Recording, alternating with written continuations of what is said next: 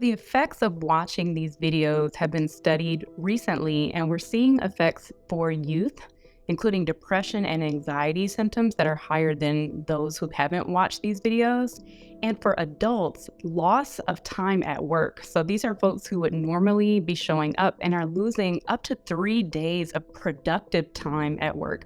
That means for young people and adults, the thoughts that are going on in their mind, what's happening to their bodies potentially as a result of watching these videos is having an effect.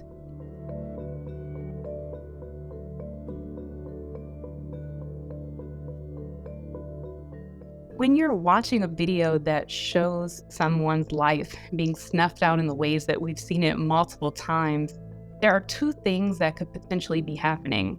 For the person watching it who identifies with the person that they're seeing on screen, they may feel like they're not worth the time or the energy or even the ability to reconcile with the people that are of authority. There's really no opportunity there to show themselves as worthy of the time and consideration to be seen as human.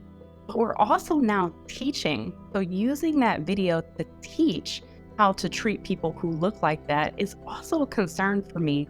I'm very mindful of the ways that these videos can teach us how to treat each other. So if we're watching people who look a certain way time and time again be dehumanized, it can really play a role in teaching us that is the way that we are to treat people who look like this. So on the one hand, folks who are experiencing this trauma might be having triggered thoughts or triggered reactions in their body from watching it, but others may say this is the proper way to treat someone like this. So the long-term effects, I fear, are not only those psychological impacts of folks within the group, but folks looking at folks in that group and saying, okay, these are the ways that we should now regularly be treating them if that's not the way that they were thinking before those videos.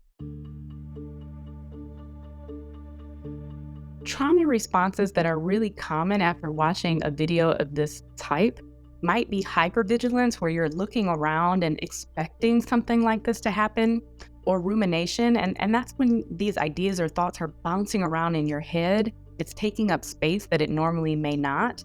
If you are unable to sleep or eat in the same way, those might be hyper depressive symptoms that you're focused on and thinking about your wellness in that moment. That might be different than before you watch the video. So these trauma and depressive symptoms might be popping up. And again, you may not even be aware of it. But as you start to catch them, these are things that you can be mindful of to say, that wasn't something that I thought of before or saw before, and now I'm going to try to pay attention to it. If you have watched it and you are noticing some symptoms in your body or your mind, the first thing I would encourage you to do as a psychologist is to talk about it with someone that you trust. And if there's no one around, use your own self, your own ability to write or to talk out loud so that it's not happening just within your body. Make sure that you're engaging in behaviors that are healthy for you. If you want to take a walk and get some nature and some air, those are ways to process as well. And I would say finally, if we're thinking about systemic change, ensuring that you're calling, writing your legislators, thinking about ways that we can change the policies around policing so that we don't have to see these videos again. So one of the reasons that the video is being released is for accountability and transparency.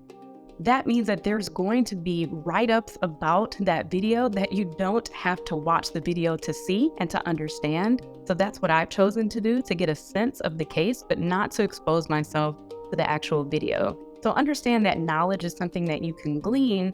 And if you're feeling like the video is too much for you, and that's honestly something that a number of my clinical friends, as well as just friends and family members, have chosen to do in this instance and several others, it's okay to find reputable evidence of what happened in other ways that you can ingest. You don't have to engage in it at all. You can choose things that bring you joy or comfort instead of some of the challenges that our community also faces.